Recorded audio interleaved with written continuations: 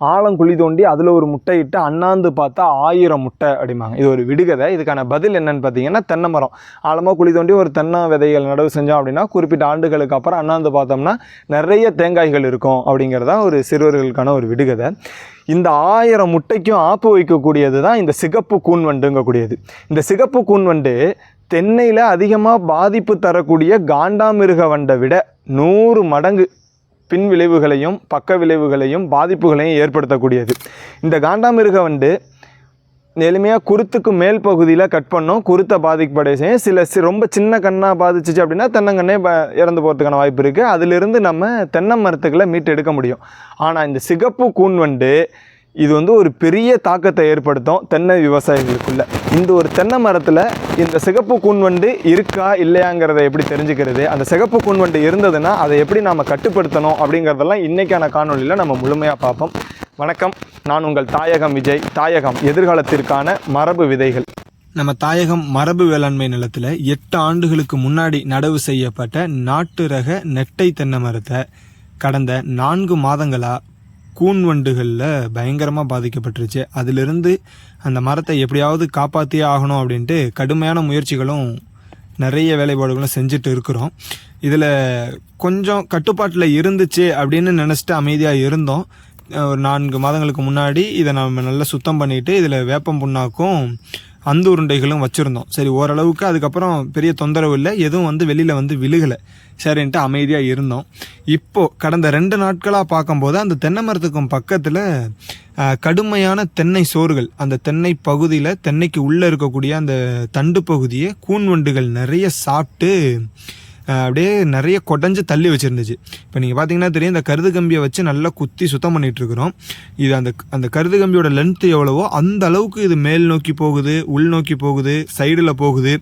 So கண்டிப்பாக இதுக்குள்ளே 1 வண்டோ 2 வண்டோ இருக்காது, கூடுதலாக நிறைய வண்டுகள் இருக்கும் அப்படிங்கக்கூடிய பெரிய சிரமத்துக்கு இதை நம்ம இப்போ நோண்டி பார்த்துட்ருக்குறோம்.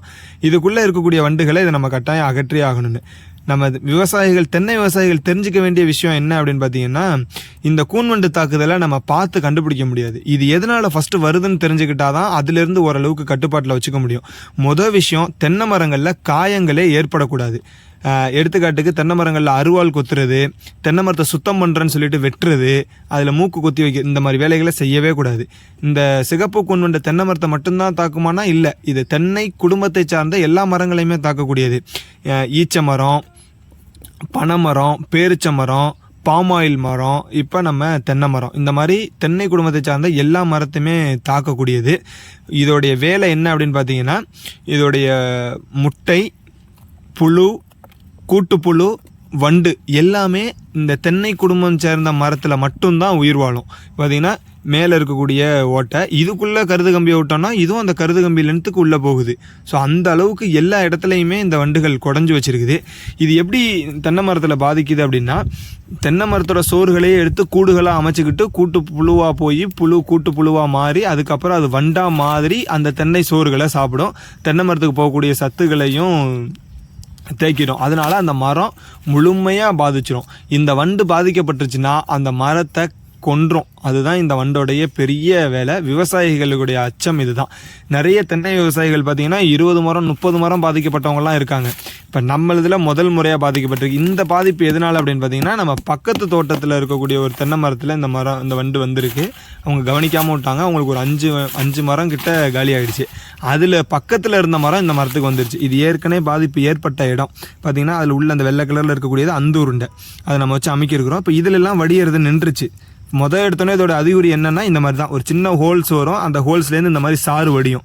இந்த சாறு வடியுது அப்படின்னாலே உள்ள வண்டு இருக்குது அப்படிங்கிறத நம்ம தெரிஞ்சுக்கணும். இந்த வண்டை நம்ம எப்போ அகற்றுறோமோ, அந்த மரத்துலேருந்து அந்த வண்டை எப்போ வெளியில் எடுக்கிறோமோ அப்போ தான் அந்த மரம் ஓரளவுக்கு காப்பாற்றப்படும். நம்ம சாதாரணமாக சின்ன ஓட்டை அப்படின்னு நினைப்போம். ஆனால் அதுக்குள்ளே ஒரு குச்சியவோ ஒரு கம்பியவோ எடுத்து உள்ளே விட்டோம் அப்படின்னா பயங்கரமாக உள்ளே போகும், அதோடைய லென்த்துக்கு போகும்.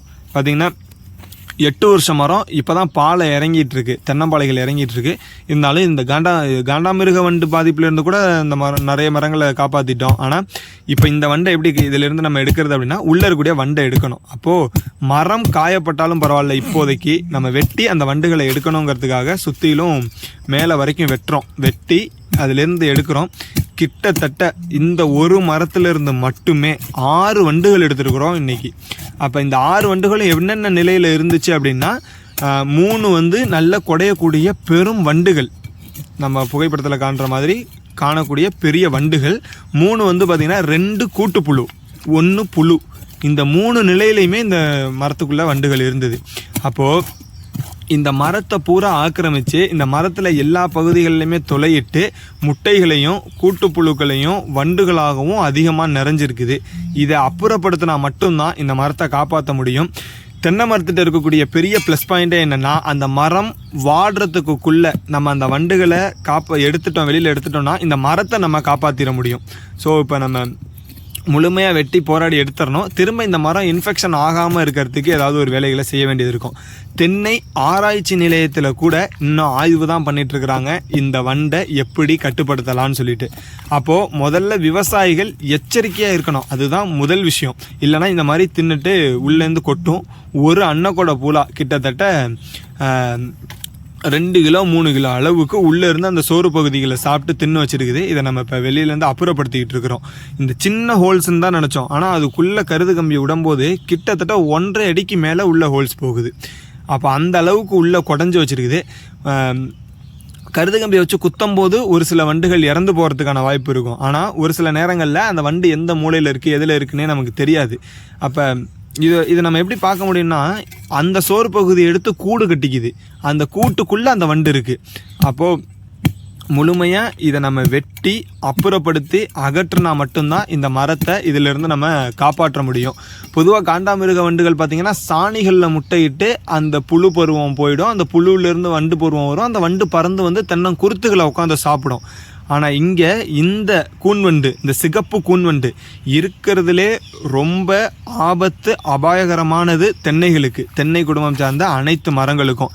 இப்போ இந்த வண்டு பார்த்திங்கன்னா உள்ளே தான் இருந்தது. இது அந்த கூன்வண்டுங்கக்கூடிய பயங்கரமான மோசமானது. இப்போ இது அது பக்கத்தில் இருக்கக்கூடியது வந்து பார்த்திங்கன்னா கூட்டுப்புழு, ஒரு கூண்டு இருந்தது.